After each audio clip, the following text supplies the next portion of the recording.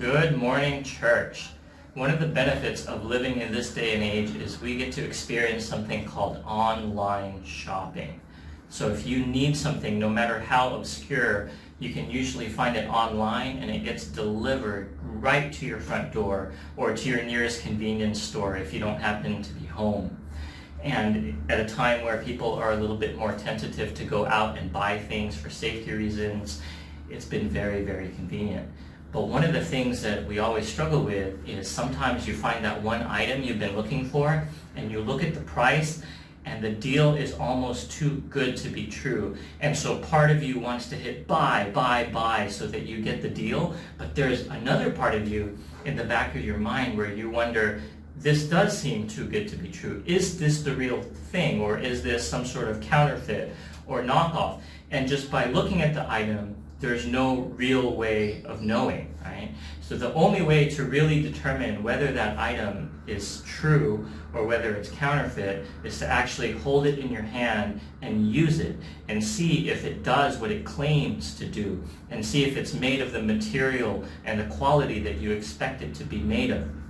And so as we're studying the book of 1 John, he is giving us a way and a challenge to say, if you want to determine if your faith is genuine, if you want a way to measure where you stand in your walk with God and in this Christian journey, it's not just going to be this look test. It's not going to be how we dress, how we speak, the Christian vocabulary we use. It's not going to be how much we know. It's not going to be how we look. But whether or not, when push comes to shove, we are actually living out the life that God has invited us to live out. Authentic Christianity is not based on something that just looks right. It's based on how it's actually lived out when in hand, how it's actually experienced in our lives. And so he outlines these tests that he invites us to use to evaluate where we stand. And the first one that we encountered last week was what I would label the test of obedience, or as Pastor Alex phrased it 2 weeks ago, obeying God's commands. And we saw that in 1 John chapter 2, verses 4 through 5. And here's what it says. Whoever says, I know him, but does not keep his commandments is a liar, and the truth is not in him. But whoever keeps his word, in him truly the love of God is perfected. So John is saying, if you know him, if you have sort of the genuine faith, then you would obey, you would follow him, you would look like him, you would be like Jesus. But I want us to remember before we go any deeper that these are not meant to expose frauds, right? These tests are not meant to discourage us and point out, look, your Christianity is fake. But in another way to view it is it's actually meant to encourage us and to let us know that we're going in the right direction. That if you and I are living in a way that's striving to follow God, then we're on the right track. If you and I are trying to obey his commands, even though we stumble, then we're on the right track. And John would say, keep going, keep it up. You're walking on the right path. It's those moments when we don't care. It's those moments when we stumble and it doesn't bother us. It's those moments when we violate God's commands and in our minds we think, we know better, so we're going to live our way. That's when we're really in trouble. That's when we know that we have drifted far away and our heart has grown cold. So let's not view this as a way of exposing fake Christians or whether our faith is fake, but we can also view this as encouragement, as signposts that tell us we're actually heading the right way. And like we mentioned last week, John knows we're going to stumble. John knows we're going to mess up. And so God invites us to run to him right away and into his embrace as he forgives us and as he restores us, right? And it's really important, if you weren't with us during communion, I shared this analogy that when we wake up in the morning, oftentimes if we don't get up right away, we get so comfortable in the darkness that light is unwelcomed. Light becomes an inconvenience. And in the same way, sometimes when we don't run to God right away, when we stumble and fall, sometimes we get comfortable in our darkness, in our sin, in our fallenness, and all of a sudden his love and forgiveness actually seems unappealing to us. So John invites us, Come to the God who forgives you. Come to the God who purifies you. So let's keep that in mind. The second thing I want us to remember is that this is never just about outward obedience. It's always about what's happening on the inside. Because an item might look good on the outside. It might look like the real thing. It might even feel like the real thing when we get it in hand. But if inside it's not made of good quality material, then it's not going to function properly, and it's not the genuine article. And so if you think about it this way, I could completely disagree with the laws of a country, but I could obey those laws just because I'm scared of being punished or being fined. And so outwardly, I may look like a law-abiding citizen, but inwardly, my heart is a criminal. And that's why God doesn't look on the outward appearance. It's always about the work that's going on the inside. Outwardly, we may look great. We can look at someone and say, oh, they go to church, they give, they do this, they must be completely right with God, which is in one way, I suppose, a valid way of judging somebody. But in another sense, God really looks deep inside to see what's going on in our hearts. We were watching during the Olympics synchronized swimming as an event. And they had this really cool camera angle where they showed half above the water and half below the water. And of course the audience and the judges mainly see what's going on above the water. And my daughter asked a pretty simple question. She said, why do they bother moving around so much underwater if nobody sees it? Nobody sees what's going on under the water. They only see what's going on above the surface. And my wife very profoundly and very wisely explained to her that it's because the movement underneath, the unseen work that is going on, is what allows the things on the surface to be possible. And that needs to be our approach to living out God's commands, that it's not just what's happening on the outside, it's what God is doing on the inside. It's us inviting him into our hearts and maybe areas that are uncomfortable and vulnerable, maybe inviting him into the ugliness and the criminal nature that's inside. And it's the work he does below the surface, the unseen work of God, that allows the Christ-likeness to actually come to the surface. So it's not this outward thing. I want us to always remember it's a work of God inside, below the surface, that allows us to live out above the surface a Christ-like life. So the other two tests that John gives us in his book is what we would call the test of belief. In other words, making sure that you have the right, proper theology. Or 2 weeks ago, I believe Pastor Alex phrased it as knowing God's truth. And then the one that we're going to look at today is really what I'll call the test of love or fellowship, which Pastor Alex called loving God's people. Okay, so there's those three, and we'll focus on the test of love today. So here we go, John chapter 2, verses 7 through 11. Here's what it says. Beloved, I am writing you no new commandment, but an old commandment that you had from the beginning. The old commandment is the word that you have heard. At the same time, it is a new commandment that I am writing to you, which is true in him and in you, because the darkness is passing away. We see the process there, right? It's not that the darkness is completely gone. It's not that we have perfect obedience, but there's this process of the darkness passing away, even as we stumble, and the true light is already shining. Whoever says he is in the light and hates his brother is still in darkness. Whoever loves his brother abides in the light, and in him there is no cause for stumbling. But whoever hates his brother is in the darkness and walks in the darkness and does not know where he is going, because the darkness has blinded his eyes. What strikes me as being a little strange in this passage is John calls this command to love one another as both old and new.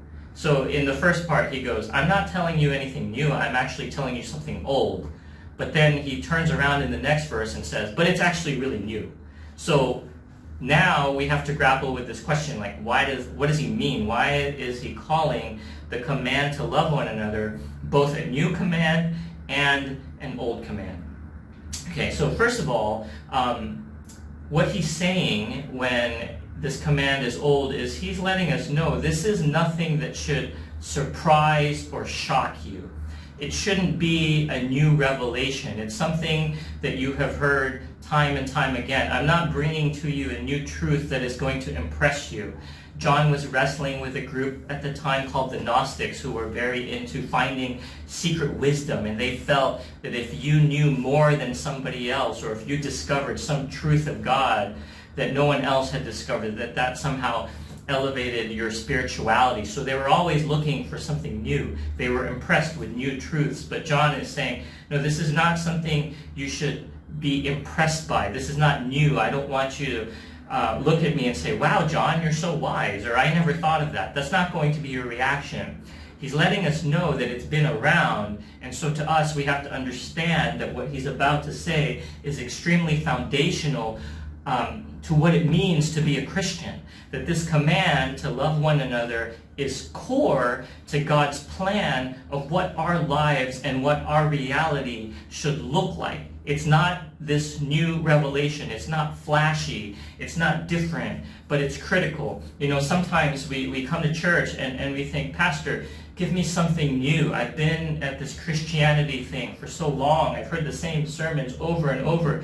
Can you tell me something that I haven't heard? Or can you maybe put a twist on this Bible verse that I've never thought of? And John's saying, that's not what I'm coming with. That's not my goal. My goal is to build a strong foundation, and the foundation are things that are built on things that are old. Secondly, the fact that he calls it old tells us that this is a truth that endures through time.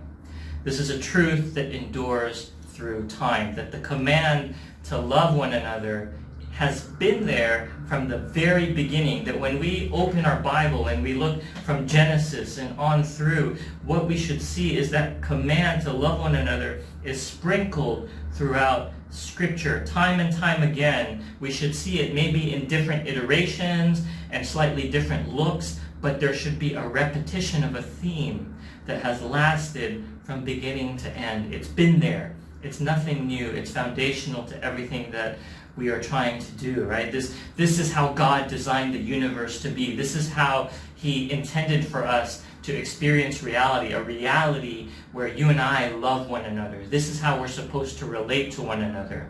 And that when we live this out, we are aligned with his will and experiencing his kingdom in a way that we wouldn't otherwise. It's old. It's been there. You look at Leviticus. It's in Leviticus. Leviticus has this section where God outlines what it could look like for the Israelites to love one another, to love their neighbor. Let's take a look at Leviticus chapter 9, starting in verse 9. It says, when you reap the harvest of your land, you shall not reap your field right up to the edge, neither shall you gather the gleanings after your harvest, and you shall not strip your vineyard bare, neither shall you gather the fallen grapes of your vineyard. You shall leave them for the poor and for the sojourner. I am the Lord your God. You shall not hate your brother in your heart, but you shall reason frankly with your neighbor, lest you incur sin because of him.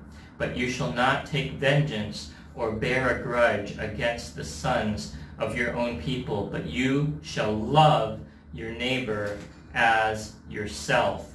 I am the Lord. See, there it is. It's been around. It's nothing new. And in some ways, it's so simple that we lose sight of how radical this command is. When an Israelite would have read this or heard this, what they would have thought is, what do you mean I can't harvest everything that's mine? What do you mean I can't get all my hard work, that I need to leave some for those that are just traveling through my lands, that I need to leave some and take care of the foreigners? They would have thought, when I was traveling through the wilderness, people didn't take care of me, people didn't love me, They attacked me. They went to war with me. They would have thought when I was a foreigner, people didn't show me love. They enslaved me. They conquered me. And now, God, you're asking me to do this thing, right? This is extremely, extremely countercultural at the time. Back then, taking vengeance on another person was pretty normal. You hurt my family, I get to hurt your family. And now God's saying, don't do that. Live in a different way. Show my love in a different way. So sometimes we read these old things and we don't realize how radical God's commands are, how countercultural it is, that if we actually live this, the world would look at us and say, that makes no sense. It makes no sense to take care of strangers and show love to strangers. It makes no sense to not take revenge on someone that hurt you. It's very, very radical. So I want us to know that the story of creation and redemption in some way revolves around the core truth to love your neighbor as yourself. And it should be that as we sift through the mountain of theology that has built up over the centuries to try to help us grapple with what it looks like to live a Christian life, when we dig into that mountain at the very foundation, the bedrock should contain this idea of being called to love one another. And that reality will align our lives with God in a way that we couldn't understand otherwise. So these truths, because they are so old and because they are so foundational, are sometimes the ones that we are in the most danger of forgetting or neglecting. These are the truths that sometimes I know I don't chew on and meditate enough because I want something new and interesting. It's like, I've heard that, I've been there, I've done that. Any teacher will tell you that sometimes the students that do the worst are not the ones that are underprepared, but the ones that are overprepared. It's those students that think they've heard it all, that they maybe studied ahead or have a tutor that has previewed the material, and they sit in class and they tune out. Why? Because they think, I know it. I've heard it. And instead of becoming important, it becomes trivial. It becomes just nagging. And so it's these foundational truths that sometimes we let slip away, but it's so important that we cling to it and return to it and center how we live on it, because it's endured from beginning and will endure till the end and is exactly how God means us to live. Old truths endure for a reason, because they're true. Sermons are repeated for a reason, especially as we've been reading through the letters of Paul, and the same themes come up time and time again. There's a reason why things in the Bible are repetitious. It's not because God has nothing better to say, it's because they are important to the foundation of our lives. It holds everything together. So the command is old. Why is the command to love one another new? That's a little bit harder to answer, actually, and there are several opinions. I'm just going to share some of the ones that are, I think, most meaningful in the context of what we're talking about and what the majority of scholars would agree on. Let's look at how John greets us in chapter 2, verse 7 of his letter. Here's what he says. He says, "Beloved, beloved." Let's stop right there. The way he greets us is calling us beloved, which literally means just loved by God in its simplest sense. But the Greek actually has a richer meaning. It means someone who has personally encountered the love of God. So John is saying this: you who have had a personal, intimate encounter with the love of God, how are you supposed to live that out? You're supposed to live that out by loving one another. So why is it new?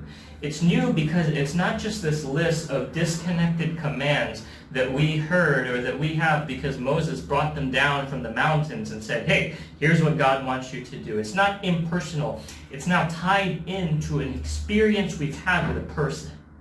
It's now tied into an experience we've had of what this love actually looks like. It's not abstract. It's not a list of things to follow. It's not divorced from our reality. It is very much integrated into the reality of us having experienced God's love. And that's why John tells us and greets us as beloved.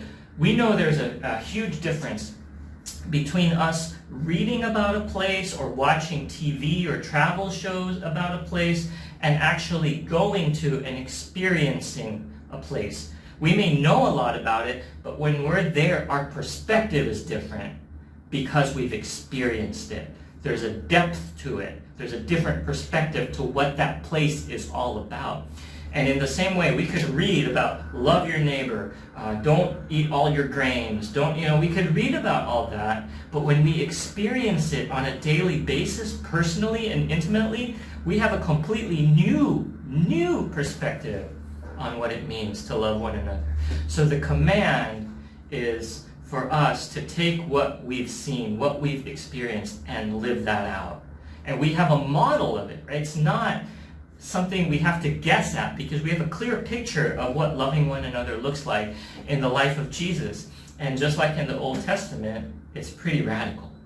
If you look at how Jesus lived, he reached out to the marginalized, he reached out to the neglected, he reached out to those on the fringes of society, and he didn't just reach out to them once. He dined with them, he fellowshiped with them, he invested into their lives, and the world looked at that just as the world should look at us and say, why are you doing that?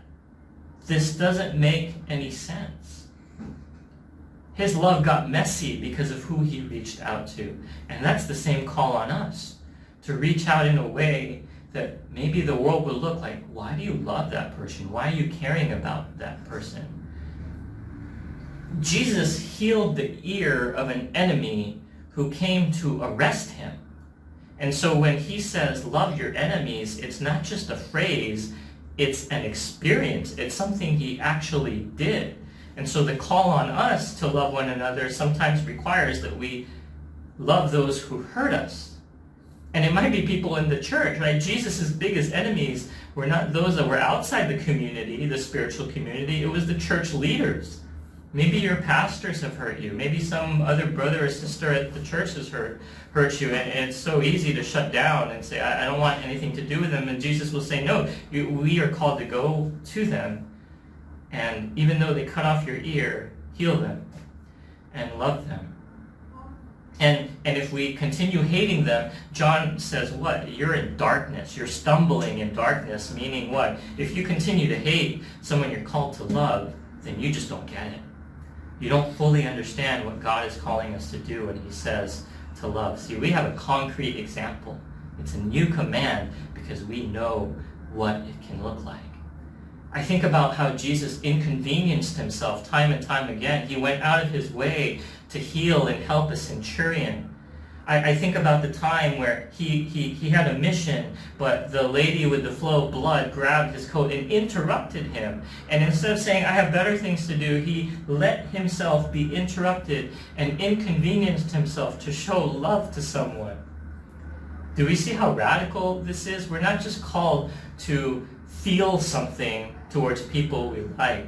We're not called to just bless those who we naturally gravitate to. We're called to inconvenience ourselves in order to love one another. We're called to love the unlovable. We're called to love even those who hurt us. This is radical. And so it's new, not just because it's some ideal that is floating out there, but because it's something we've experienced and something we now have a picture of that maybe they didn't have in the past. Look at Matthew chapter 22, verses 34 through 35. Here's what it says. But when the Pharisees heard that he had silenced the Sadducees, they gathered together, and one of them, a lawyer, asked him a question to test him. Teacher, which is the great commandment in the law? And he said to him, you shall love the Lord your God with all your heart, with all your soul, with all your mind. This is the great and first commandment, and the second is like it. You shall love your neighbor as yourself. On these two commandments depend all the law and prophets. You know what would have been so shocking to the audience during that time when they heard Jesus' answer? What would have been shocking is the command to love one another. And it's simply because of this. It's not one of the 10 commandments. Look it up. If you read the 10 commandments, the command to love one another is not there. So Jesus would have said, love the Lord your God with all your heart, soul, and mind. And the religious leaders would have go, he's right, check. He knows his commandments. And then when he says, love your neighbor as yourself, they would have said, wait. That's not in the top 10 of God's list. That's in Leviticus, but it's not in God's top 10 list. Why are you quoting that? But Jesus is saying what? Those two are intertwined. What does he say? He says they're alike. They're almost in some ways the same thing. That loving God and loving your neighbor is in some ways so similar that they're right up there. They're the top 2 commands that encapsulate everything God invites us to do in living a life for him. Intertwined with loving and worshiping God is loving your neighbor. And intertwined with loving your neighbor is loving God. I used to have a pastor who would say, you love God by loving others. And I never understood that. I thought, no, you love God by worshiping him through song. You love God by giving. You love God by serving, sure. But loving God by loving others, like, what does that mean? But Jesus here says, no, those are the same thing. The way to love God is not to go to church. The way to love God is not just to give. The way to love God is to love others. And it's something that maybe we think of as separate, but in God's mind, he says, no, they're the same thing. Right? There's this story of Jesus telling people that you loved me and you cared for me, and they're like, when did we do that? And he said, well, when I was in prison, when I was thirsty, you did this. And what he's saying is, as you love other people, you are loving me. It's interconnected. It cannot be divorced and separated as 2 separate things. So if we want to love God with all our hearts, soul, and mind, a big part of that, intertwined with that, the same thing as that, is loving our neighbor as ourselves. It's not just living a holy life. It's not just doing these things and taking communion. No, it's loving the people he brings in our lives in a radical, humble, sacrificial, inconvenient way, as Jesus loved. I know I've used this analogy at the Pearl before, but I think it's just so appropriate that in some ways our Christian life is like a sponge. And what God does is he fills us up as we soak into him. And what he calls us to do is to take what we've soaked up and go to empty cups, the unloved, the marginalized, our enemies, and take what we've learned and squeeze a bit of God's love into their lives. Love them. And then now we have the ability to soak up more. I know there's some theological issues there, but right, not that we're dry, but now we go back to God, we soak up his love, we experience his love on a daily basis, then we go to the people he's called us to love, and we pour into that. And as long as we stay connected to the source, as long as we're experiencing God's love, we can continually pour in and love others as a way to love him in a new way based on an old foundational commandment. Let's pray. God, give us opportunities. Send people our way and make it clear to us that your call is that we love them, even those who are inconvenient to love and difficult to love.